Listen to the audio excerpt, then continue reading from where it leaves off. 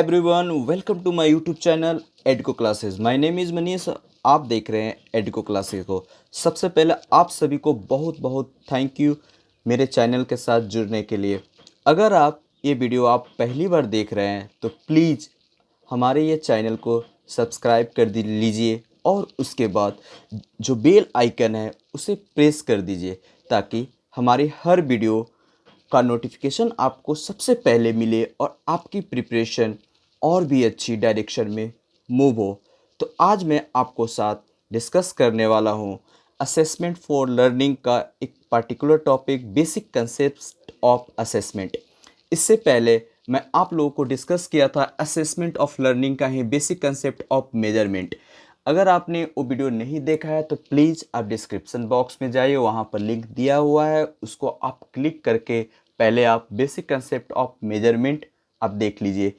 Actually उसमें मैंने बताया था पिछले वीडियो में कि मेजरमेंट में क्या होता है कि बच्चों की क्वांटिटिव डिस्क्रिप्शन, जो परफॉर्मेंस होता है बच्चे की, उसको हम एक स्केल के थ्रू मेजर करते हैं। सपोज कि एक एग्जांपल से समझते हैं कि एक स्टूडेंट्स है और उसका किसी पार्टिकुलर सब्जेक्ट जैसे कि मैथ में स्कोर किया है 92, साइंस में 65, सोशल साइंस में 64, इस तरीके से वो स्कोर किया है। तो ये जो डेटा हम एक न्यूमेरिकल वैल्यूज के साथ क्या कर रहे हैं, डिनोट कर रहे हैं। तो ये आपका मेजरमेंट हुआ। तो मेजरमेंट को मैंने ये भी बताया था, उसको 4 स्केल्स ऑफ मेजरमेंट में मैंने डिवाइड किया था, जिसका nominal, ordinal, interval and ratio, इस सारे चीज़ों को मैंने उसमें कंसेप्ट, ये सारे जो थे ये स्केल थे, कंसेप्ट को क्लियर किया था। अगर वो वीडियो आप लोगों ने नहीं देखा है तो प्लीज़ आप डिस्क्रिप्शन बॉक्स में जाएं, वहाँ पर लिंक दिया हुआ है, उसको पहले देख लीजिए और इस वीडियो के उसके बाद देखिए। तो वीडियो को स्टार्ट करते हैं। वीडियो पसंद आए तो आप दोस्तों के साथ शेयर ज़रूर करें और लाइक और कमेंट में कमेंट करें, ठीक है। तो अब हम स्टार्ट करते हैं। पहले इसको मीनिंग जानते हैं, उसके पहले हम थोड़ा सा जान लेते हैं कि जो इन्फॉर्मेशन को गैदरिंग करते हैं, गैदर करके इन्फॉर्मेशन को जो मेजर करते हैं, मेजरमेंट करते हैं, उसको मेजरमेंट में डाल दिए। उसके बाद हम जानेंगे कि आज का जो असेसमेंट असेसमेंट जो होता है, सेकेंड स्टेप्स होता है इवेल्यूटिंग ऑफ स्टूडेंट्स। स्टूडेंट्स की परफॉर्मेंस की इवेल्युएट करने के लिए जो असेसमेंट जो होता है वो सेकेंड स्टेप होती है, ठीक है। तो ये जो वर्ड आया है असेसमेंट, इसका मतलब एसेस, एसेस वर्ड जो है जिसका मतलब होता है टू सीट बिसाइड और असिस्ट या फिर टू असिस्ट द जज। यानी असेसमेंट जो वर्ड आया असेस से आया है, जिसका मतलब टू सीट बिसाइड या फिर टू असिस्ट द जज होता है, ठीक है। तो ये जो होता है कि आपका स्टूडेंट्स जो असेसमेंट है उसकी परफॉर्मेंस को और मीनिंगफुल बनाने के लिए असेसमेंट का यूज किया जाता है। यानी हम कह सकते हैं कि assessment is referred as a process of collecting evidence and making judgement relating to outcome. यानी असेसमेंट रेफर करता है वैसे प्रोसेस को जिसमें हम एविडेंस को कलेक्ट करते हैं, उसके बाद हम जजमेंट, एक निष्कर्ष पर, making a judgement and relating to outcome, judgement देने के बाद जो आउटकम जो निकलता है उसको हम असेसमेंट में डाल सकते हैं, ठीक है। जिसका हिंदी में मूल्यांकन कहते हैं। हिंदी में असेसमेंट को मूल्यांकन करना, बच्चों की मूल्यांकन करना, ठीक है। असेसमेंट जो है एक नैरो मीनिंग है इवैल्यूएशन का, लेकिन असेसमेंट एक नैरो मीनिंग है, लेकिन जो इवैल्यूएशन है वो ब्रॉडर मीनिंग रखता है, किसका, मेजरमेंट का, ठीक है। देन मेजरमेंट कह सकते हैं ऐसे कि मेजरमेंट से बड़ा जो हो गया अगर मीनिंग रखता है वो असेसमेंट हुआ। असेसमेंट से बड़ा जो वर्ड है ब्रॉड मीनिंग रखता है वो आपका इवैल्यूएशन हुआ। तो इवैल्यूएशन का जो एरिया होता है बढ़ जाता है, असेसमेंट का जो एरिया होता है इवैल्यूएशन से कम, मेजरमेंट से ज़्यादा होता है, ठीक है। अगर हम बात करते हैं क्लासरूम असेसमेंट का, तो वहाँ पर टीचर क्या करता है, बच्चों को पहले ऑब्जर्व करता है, यानी लर्नर को ऑब्जर्व करता है। फिर उसको देखने के बाद जो उसकी लर्निंग प्रोसेस है उसको ऑब्जर्व करता है। उसके बाद कलेक्ट करता है फीडबैक का। उनकी फीडबैक को कलेक्ट करने के बाद जो प्रॉब्लम्स है, जो और उनमें ऐड ऑन क्या करने की ज़रूरत है, इन सारी चीज़ों को वो देख कर, ऑब्जर्व कर कर एक स्ट्रैटेजी बनाती है टू फैसिलेट, यानी मैक्सिमम लर्निंग के लिए। और उसमें और क्या उनको मैक्सिमम लर्निंग चाहिए और क्या क्या चाहिए उन्हें ज़्यादा इफेक्टिव एम्फेसाइज करने के लिए और भी बहुत सारी चीज़ें उसमें टीचर ऐड ऑन करता है। ये सारे चीज़ें असेसमेंट के बाद होती है। असेसमेंट्स में टीचर क्लासरूम में ऑब्जर्व करता है, उनके परफॉर्मेंस को देखती है, उनकी एक्टिविटी को देखता है, इस वजह से उसका फीडबैक कलेक्ट करता है एंड नाउ उसके बाद उस एक पॉइंट पर पहुंचता है ताकि वो ज़्यादा से ज़्यादा एक फैसिलेटर के रूप में मैक्सिमम लर्निंग, इनहेंस लर्निंग को अच्छा करने के लिए और अच्छा से अच्छा करने के लिए लर्निंग को बच्चे को प्रोवाइड करने के लिए और अपनी स्ट्रेटेजी बनाता है। तो हम कुछ एग्जाम्पल से समझते हैं इस चीज़ों को। Let us see the following example. Miss Preeti एक सेकेंडरी स्कूल की टीचर हैं, ठीक है, और वो अपने क्लास में एक टेस्ट कंडक्ट करती हैं। उनका क्लास 9 रहता है, ठीक है, और वो 20 मार्क्स का जो ऑब्जेक्टिव टाइप का टेस्ट होता है वो कंडक्ट करने की ठान ली है। She collected and assessed all the answer script. जब टेस्ट लेने के बाद वो सारा कलेक्शन मतलब आंसर शीट बच्चों से कलेक्ट कर लेती है। उसके बाद क्या करती है, she compiled the score class wise. Score को क्लास वाई या फिर सम ग्रुप में बांट देती है, जैसे कि वो group average, above average, average and below average में बांट देती है। फिर सी रिटर्न द आंसर स्क्रिप्ट, फिर आंसर कॉपी पर आती है, ठीक है, और with remarks like your performance, है ना, उसकी परफॉर्मेंस के बेस पर average, below average, above average में क्या करती है, बांट देती है।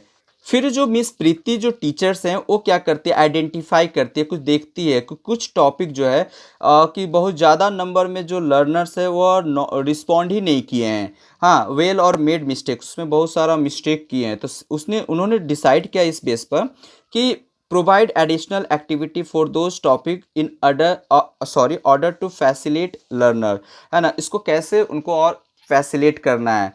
तो ये सारे उन्होंने क्या किया, पहला कि 20 मार्क्स का ऑब्जेक्टिव एग्ज़ाम लेती हैं।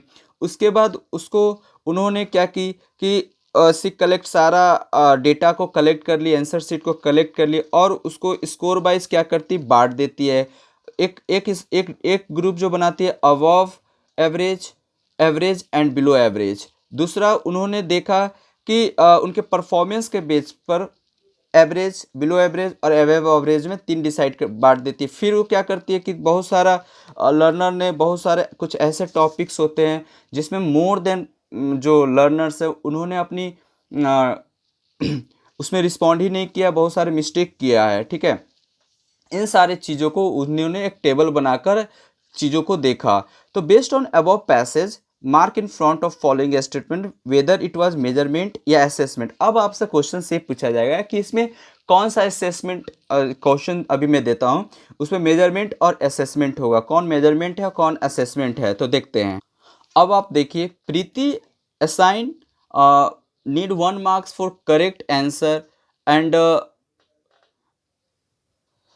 0 मार्क्स, जो रॉन्ग आंसर आएगा उसके लिए 0 मार्क्स असाइन कर रही हैं और जो आंसर आएगा सही उसके लिए 1 मार्क्स दे रही हैं। तो Preeti calculate total score of each learner, यानी एक लर्नर का कितना टोटल मार्क्स है वो कैलकुलेट कर रही हैं। सेकंड, थर्ड जो है, Preeti categorize learner performance as below average, average and above average. Preeti जो कैटेगराइज कर रही है लर्नर की परफॉर्मेंस को below average, average, above average. उसके बाद थर्ड जो क्वेश्चन है, Preeti identify the topic area where learner have not perform well. Preeti जो आइडेंटिफाई करे किस टॉपिक, किस एरिया में परफॉर्मेंस लर्नर्स का अच्छा नहीं रहा है। इन सारे एग्जाम्पल को देखकर 4 एग्जाम्पल आपके सामने हैं, आप आइडेंटिफाई करें कौन सा स्टेटमेंट मेजरमेंट के तहत आएगा, कौन सा स्टेटमेंट आपका असेसमेंट के तहत आएगा। तो पहला जो आप सोच कर बताएं, पहला जो है आपका 2, कमेंट बॉक्स में भी कमेंट करके आप बता सकते हैं।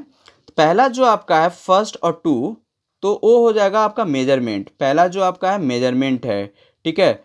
सेकंड भी मेजरमेंट है, इसलिए क्योंकि इसमें आपका वैल्यू, न्यूमेरिकल वैल्यू जो मैंने आपको बताया कि इसमें आपका ऑर्डिनल, कार्डिनल जैसे नंबर्स का यूज किया जाता है, 1 4 2 फर्स्ट, सेकंड, थर्ड। तो फर्स्ट जो है आपका 1 मार्क्स एक क्वेश्चन के लिए दे रही है, 0 मार्क्स रॉन्ग क्वेश्चन के लिए दे रही है। सेकंड जो है, प्रीति कैलकुलेट टोटल स्कोर जो है ईच लर्नर का, वो भी कैलकुलेट कर रही है मार्क्स, तो ये भी मेजरमेंट हो जाएगा।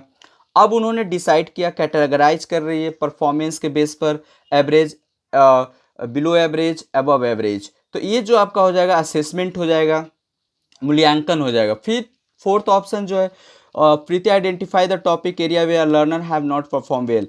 तो उसमें प्रीति जो है अच्छे से मतलब प्रीति ये आइडेंटिफाई करे किस टॉपिक में लर्नर अच्छा कर रहा है या नहीं कर रहा है। तो ये आपका असेसमेंट के तहत आ जाएगा, यानी फर्स्ट दोनों जो हो जाएगा मेजरमेंट और सेकंड जो दोनों हो जाएगा आपका असेसमेंट। ठीक है, तो इस तरीके से ये आपका असेसमेंट। उसके बाद सेकंड जो आपका हम assessment of learning, assessment is consider as a part of teaching learning process. उसमें कैटेगराइज कर देंगे हम assessment of learning, assessment for learning, assessment as learning. उसके पहले इन तीनों को अलग अलग नेक्स्ट वीडियो में आपको मैं डिस्कस किया हूँ, उसको आप देख लीजिए जाकर। नेक्स्ट वीडियो में इस सब assessment of learning, assessment for learning, assessment of as learning क्या होता है। लेकिन उसके पहले हम जानेंगे कि असेसमेंट का जो नेचर है वो क्या है, उसको देखते हैं। नेचर ऑफ असेसमेंट, बच्चे और टीचर दोनों क्या करते हैं, अपना असेसमेंट करते हैं या फिर टीचर बच्चों का असेसमेंट करते हैं। इसलिए क्योंकि अचीवमेंट ऑफ करिकुलम की अचीवमेंट, जल्द से जल्द आउटकम क्या कर सके, अचीव कर सके। असेसमेंट जो होता है ना कि नेक्स्ट स्टेप में बच्चे क्या करेंगे, वो क्या उनको अचीव करने के लिए या फिर नेक्स्ट स्टेप में अच्छा परफॉर्मेंस करने के लिए असेसमेंट जो है बहुत ही ज़रूरी होती है। उनकी प्रोग्रेस को प्रेजेंट में चेक करने के लिए, उस अकॉर्डिंग फ्यूचर प्लानिंग करने के लिए असेसमेंट बहुत ज़रूरी होती है।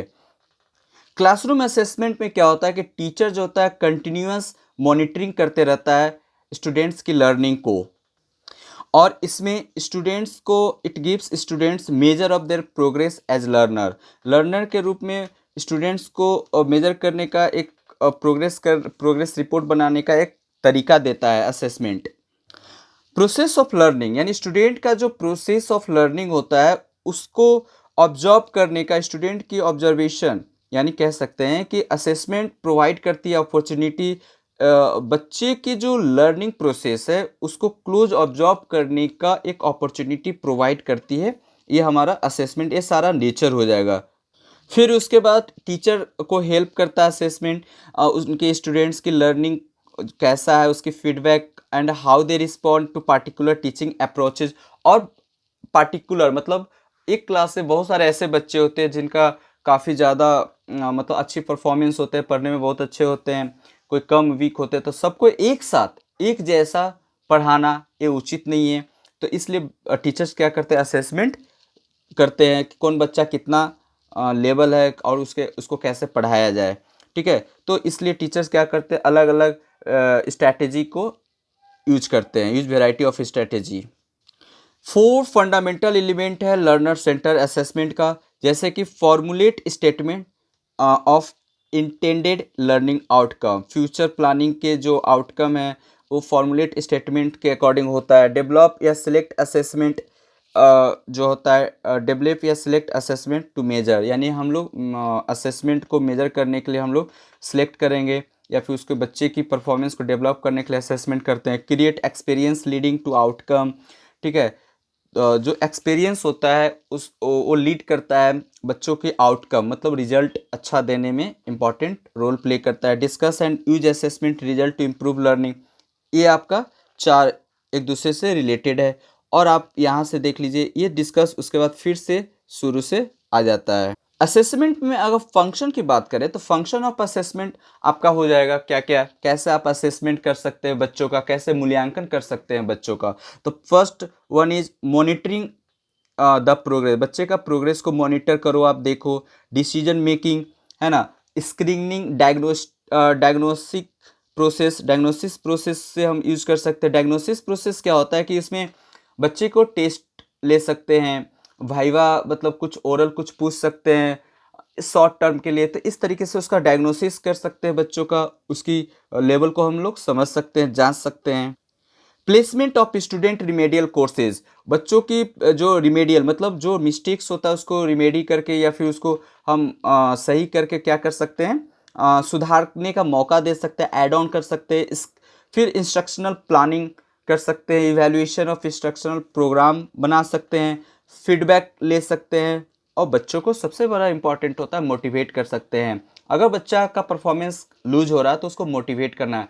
एक अच्छा टीचर वही होता है जो चाहे आप कितना भी अच्छा पढ़ा रहे हैं, अगर आप मोटिवेट नहीं कर रहे हो बच्चों को तो फिर आपका पढ़ाया हुआ सारा बेकार हो जाएगा। तो इसलिए मोटिवेट करना बहुत ज़रूरी है बच्चों को, इंटेंसिव मोटिवेट, ताकि लंबा तक वो चल सके। हम इसमें बात करेंगे perspective of assessment. Next video इसके लिए आपका है, आप देख सकते हैं, प्लेलिस्ट में जाइए, असेसमेंट फॉर लर्निंग करके, वहाँ पर आपको ये मिल जाएगा। Assessment for learning, assessment of learning और असेसमेंट एज लर्निंग क्या होता है, इसको देखेंगे। तो वीडियो पसंद आया हो तो लाइक करें, शेयर करें दोस्तों के साथ। फिर नेक्स्ट वीडियो के साथ मिलते हैं, तब तक के लिए आपका दिन बहुत ही अच्छा हो। Have a good day, take care.